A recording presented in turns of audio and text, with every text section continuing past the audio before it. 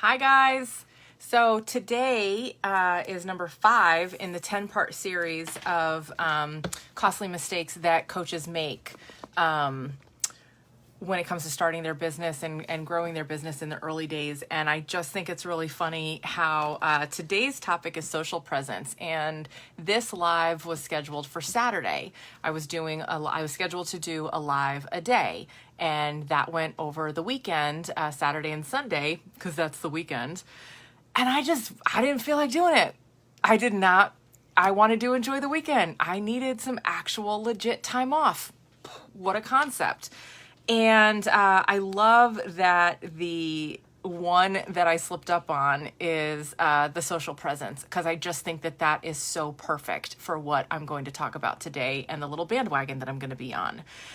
So many times when coaches, newpreneurs, really, anyone who's starting in business, especially coaches, that's who I'm doubling down on, because that's the lane I've been in for the past 10 years specifically, as a business owner for 20 years, as a full-time entrepreneur for the past 10 years. Last business I had, was a web design and marketing agency, and then I transitioned, I want to say about 4, 5, 6 years ago, I'm not keeping count, into kind of the business that I have now, business coaching, selling with service. And so I've been in this lane a minute.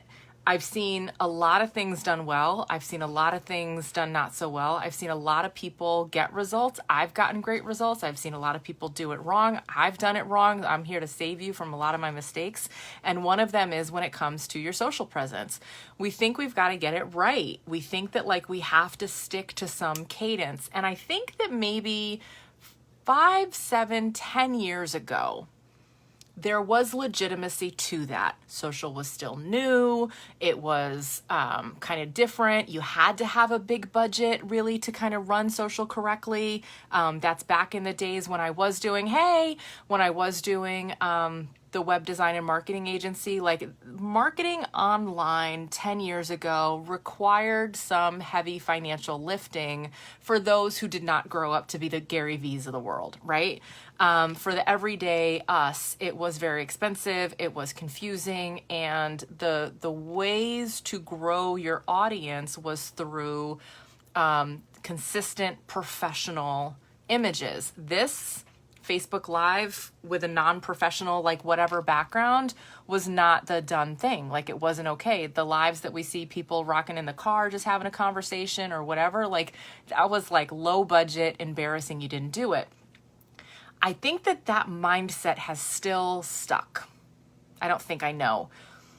And social in the beginning was a marketing lane that people used to show up professionally. What it has evolved to is a way to be human and authentic and genuinely connect with other people. And I don't want to say the less professional you are, the better. That's not what I mean. It's that the more human and authentic you are, we're connecting with another human. When you have a service-based business and you are the service provider and you are working directly with your clients, we are buying you. People are buying me. They're buying my personality, my ideas, my beliefs, my values. That's what they're investing. They're investing through me into themselves. If we want to get technical about it, they're investing in themselves. But they're buying into me. So they have to know, like, and trust and get to know me out of the gate. How that's going to happen is by showing up authentically as I am. Yeah, I scheduled the lives for the weekend and I didn't feel like doing it. We don't have to be as polished as we once were, as we once had to be. The other thing around social is you don't even have to be on it.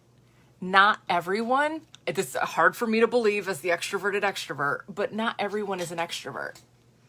Right? A lot of people are on social, scrolling, never posting content, quietly posting content. I see the views. I see the numbers. I know a lot of people are catching the replays, #replay if you are, and you're not posting content. That's okay. You don't have to be loud on the front. You do not have to be. The majority of my clients are online for sure, but they're not working social. but they're getting clients. Because it's not about the front end of social, it's about the back end of social. It's about the human connections. And what I just did this afternoon before popping on here, which was what I teach in the Conversation Creation Challenge, guys. Not the first time you've heard this.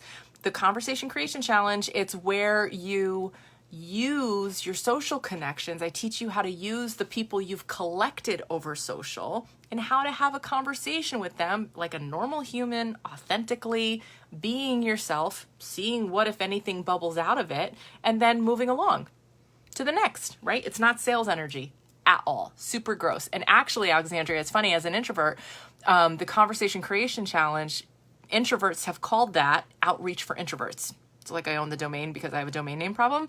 But the Conversation Creation Challenge that I teach, which is in my Facebook group, Entrepreneurs Who Overdeliver, people have called that outreach for introverts. They're like, oh, I'm the introverted introvert, but I can do this. They said it makes it really easy for introverts to be able to connect with other people because no sales energy. Like, get that out of here. We don't do that here.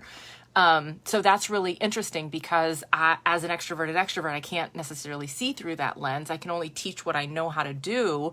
And then when it lands with somebody who's an introvert, I'm like, I'm happy to help. I am glad that I made something that you thought was hard. I'm glad I made it really easy. So that's a really interesting thing, that you don't have to be loud or even visible on the front end of social. A lot of people are talking about, creating your brand online and, putting together a Monday, Wednesday, Friday, you at least want to post once a day and stuff. And listen, those aren't wrong to build an audience and be consistent as a content creator, as a brand, etc. But when you're in the early stages of your business and you're still figuring all that stuff out, you don't know that yet to put that out there. You can't know it. So you can't put a brand together, and then you're trying to get it right. And who you became after that last conversation that you had, the ideas that you have after that last client you were working with, those are different than who you were before. And now you're like, wait a minute, my brand changed. Are people going to notice? And like, you get into this head trash and garbage that just completely derails you from your zone of confidence of getting out there. So that's where I say what they're not going to tell you in the coaching industry is that you don't have to be on social if you don't want to.